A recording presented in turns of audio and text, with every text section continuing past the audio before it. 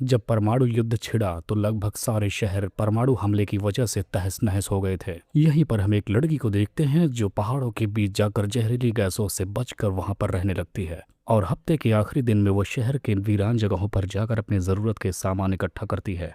वहां से लौट के आने के बाद उसका पहला काम होता था अपने पूरे बदन को अच्छे से साफ करना, ताकि उसके ऊपर किसी भी तरह का रेडिएशन ना हो। इसके अलावा हम देखते हैं वो पहाड़ों के जंगलों में जाकर शिकार करने के लिए जाल भी फैलाया करती है। वो अपने कुत्ते को साथ में लेकर वो उन जालों को हमेशा चेक करने के लिए जाती थी, लेकिन एक बार उसने देखा कि वहां पर खून के धब्बे तो थे लेकिन कोई जानवर नहीं फंसा था, जिसके बाद उसने अपने कुत्ते को सूंघ कर शिकार का पता लगाने के लिए सोचा।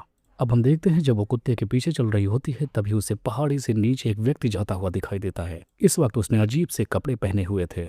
वो व्यक्ति बहुत मशक्कत से एक ठेले को खींचता हुआ लेकर जा रहा था। कुछ देर बाद वो आदमी चलने के बाद खड़ा हो जाता और अपने हाथ में एक डिटेक्टर लिया था जो रेडिएशन का पता लगाता है, और वहां का एटमॉस्फेयर चेक करने लगा। जब उसे यहाँ पर रेडिएशन की मात्रा बहुत ही कम दिखी तब वो अपने बचाव वाले सूट को निकाल देता है और यहाँ पर वो जोरदार राहत की सांस लेता है। वहीं से उसे कुछ दिखता है और वो ढलान की तरफ दौड़ता हुआ जाने लगता है। तभी इस लड़की का नाम हम मैग जान पाते हैं, जिसे कुछ गड़बड़ लगता है और वो उस आदमी का पीछा करने लगती है। उसने देखा कि वो आदमी एक तालाब में नहा रहा है। मग उसे आवाज लगाकर बताती है कि ये झरने का पानी शहर के कस्बों से होते हुए यहाँ तक आता है और ये पानी काफी ज्यादा जहरीला हो चुका है। लेकिन जब तक वो आदमी समझ पाता वो बाहर निकलता, इससे पहले उसे उल्टियां होने लगती है और वो बीमार पड़ जाता है, और देखते ही देखते उसकी हालत बिगड़ती चली जाती है।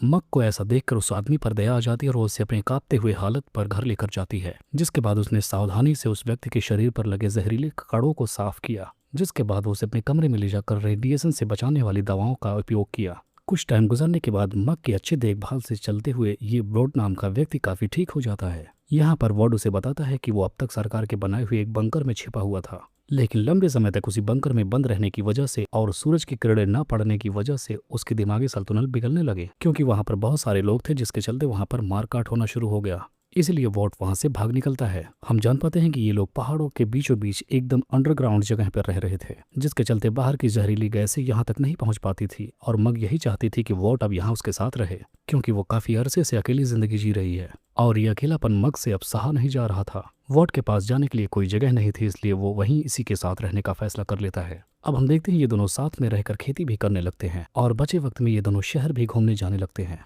एक दिन बात पे मग ने बताया कि घर का जनरेटर खराब हो चुका है, जिसके चलते वो लोग पिछली सर्दियों में लगभग ठंड से जमने वाले थे। जब वॉट जाकर जनरेटर को देखते तब उसे पता चलता है कि उसका इंजन खराब हो चुका है और अब उसे ठीक करना मुमकिन ही नहीं था। लेकिन अब बिजली बनाने का एक बेहतरीन आइडिया वॉट के दिमाग में चल रहा था। वो उसी झरने के पास गया। वो झरने से गिरने वाले पानी की ताकत का इस्तेमाल करके जनरेटर बनाना चाहता था। अब हम देखते हैं वॉट के दिमाग में एक पवन चक्की बनाने का आइडिया आता है, जिसके चलते वो एक चर्च पे पहुंचता है ताकि वो उसकी लकड़ियों को तोड़कर उससे एक पवन चक्की बना सके। लेकिन मग उसे ऐसा करने से रोक देती है, क्योंकि वो बोलती है ये चर्च मेरी माँ की यादों से जुड़ा हुआ है। माँ को यकीन था कि एक दिन उसकी माँ इसी रास्ते से यहाँ से आई थी, इसलिए वो इस चर्च को बचा कर रखना चाहती थी। वक्त गुजरने के साथ साथ हम देखते हैं ये दोनों एक दूसरे के काफी करीब आने लगते हैं। कुछ वक्त बाद हम देखते हैं हमेशा की तरह मग अपने जाल को चेक करने के लिए, यानी अपने शिकार को देखने के लिए अपने जाल को चेक करने के लिए गई। तभी वहां पर उसने एक भटकते हुए इंसान को अंडे चुराते हुए देखा। मग को उस पर तरस आ जाता और उसे अपने साथ अपने घर पर लेकर आती है, लेकिन ये देखकर वॉट को बिल्कुल भी अच्छा नहीं लगा। उसे शक था कि ये तीसरा आदमी इन दोनों की खुशहाल जिंदगी में कोई मुसीबत जरूर ले आएगा।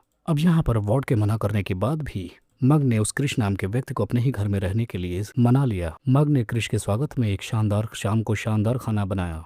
इसी दौरान मग एक कहानी बताता है। वो बताता है कि जब वो बंकर से भागा था तो उसने एक छोटे से बच्चे को बचाया था, लेकिन उस लड़के ने बाद में उसी के साथ धोखा कर दिया। आखिरकार वोट को उस बीमार लड़के को रास्ते में ही छोड़ना पड़ा। यहाँ पर वोट अपनी बातों से क्रिश को समझाना चाहता था कि वो यहाँ पर रहकर कोई भी गलत हरकत ना करे।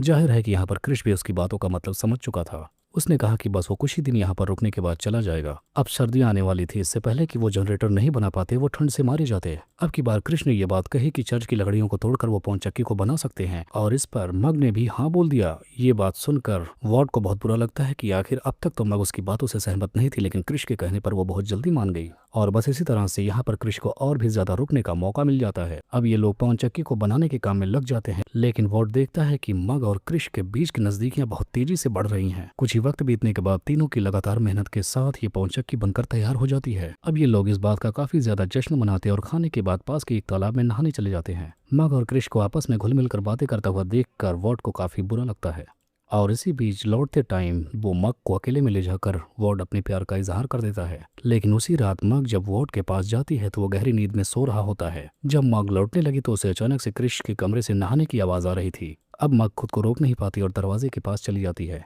जैसे ही क्रिश दरवाजा खोलकर उसके सामने आया तो मग उसके मजबूत बॉडी को देखकर खुद को रोक नहीं पाती है और उल्टा ही उसे बाथरूम में ढकेल देती है। सुबह होने के बाद हम देखते हैं ये दोनों अपनी रात में हुई घटना के बारे में किसी से कोई बात नहीं करते, लेकिन उनके आज के बिहेवियर को देखकर व्हाट्सएप को समझ जाता है कि रात में क्या हुआ होगा। अब अगले सीन में हम देखते हैं ये दोनों मिलकर पवन चक्की को चालू कर देते हैं और उसको चलता हुआ देखकर काफी खुश हो जाते हैं। लेकिन तभी अचानक से क्रिश का पैर फिसल जाता और वो चट्टान से नीचे गिरने लगता है। किस्मत के चलते वॉट ने रस्सी पकड़कर उसकी सुरक्षा कर ली। इस वक्त मग रात का खाना घर पर तैयार कर रही थी। तभी वो देखती है घर पर सिर्फ वॉट अकेला ही पहुंचता है, लेकिन क्रिश उसके साथ नहीं था। मग के पूछने के बाद वॉट बताता है कि उसने अपना वादा पूरा किया और वो काम खत्म करके वापस लौट गया। इतना सुनते ही मग का दिल टूट जाता है। वो क्रिश को ढूंढने के लिए पूरा जंगल छान मारती है, लेकिन क्रिश उसे नहीं मिलता और यहीं पर मग को भी अब अंदाजा हो जाता है कि उसके साथ आखिर क्या हुआ होगा।